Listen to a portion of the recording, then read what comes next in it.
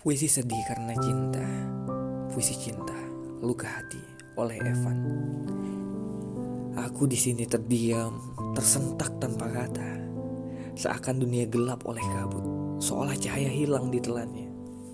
Ku mencintai, bukan membenci. Ketika aku mencoba untuk memahami arti cinta sebenarnya, tapi kenapa? Hanya luka yang ku dapat. Kini ku coba untuk merajut kembali selai demi selai. Ketika rajutan itu akan utuh, kau hancurkan dengan sebuah silet yang tajam. Kau sayat seolah kau tak mempunyai rasa. Aku hanya bisa terdiam melihatnya, seakan pasrah dengan semua. Karena aku mencintai, bukan aku yang dicintai. Semoga kau bahagia dengan luka ini. Semoga kau tenang dengan penderitaan hati. Sesungguhnya Tuhan melihat, mendengar, dan merasakan apa yang kurasa. Dia tak diam, tapi dia selalu mendengar doaku. Suatu saat kau akan tahu arti cinta sebenarnya. Satu puisi lagi. Kata yang tak terucap oleh Aike. Apa yang kita alami, apa yang kita jalani, walau setitik, walau setepi. Perhimpitan antara kata-kata yang tidak terucap. Kata berganti tangis, mimpi terhenti ketika tiba di persimpangan.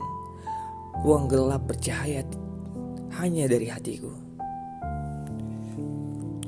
Bersinar, menanti sekeping hati yang pergi. Oke, di sini kita belajar sama-sama untuk membaca puisi. Bagaimana puisi itu bisa enak didengarkan, bagaimana puisi itu bisa nyampe ke hati para pendengar. Nah, di sini walau ya gue bukan pro dalam membaca puisi atau kayak gimana, ya gue cuma berbagi tips bagaimana caranya biar enak didengar ya.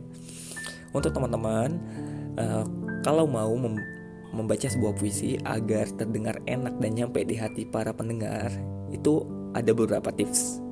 Yang pertama, kita harus menekankan di setiap kata agar karakter kata itu menjadi kuat dan nyampe ke pendengar dan bisa dimengerti oleh pendengar. Nah, ketika itu sudah bisa kita lakukan. Nah, selanjutnya kita harus bisa mendengarkan apa yang kita ucapkan. Nah, kita harus belajar mendengarkan setiap kata yang kita ucapkan. Karena kalau kita berbicara sambil mendengarkan apa yang kita ucapkan, maka itu akan terdengar enak kepada lawan bicara atau pendengar dari kata-kata yang kita ucapkan. Nah, caranya belajarlah untuk mendengarkan setiap kata yang kita ucapkan. Karena kalau kita berbicara sambil mendengarkan kata-kata kita, maka insya Allah ya perkataan kita itu secara tidak langsung kita koreksi. Secara tidak langsung kita tahu di mana penekanan-penekanan yang bagus agar terdengar enak dan terdengar lebih baik. Oke, sekian tips dan triknya. Jangan lupa subscribe, nyalain lonceng, share, dan komentar. Ya, share ke teman-teman Anda agar teman-teman Anda juga tahu info yang Anda tahu. Terima kasih.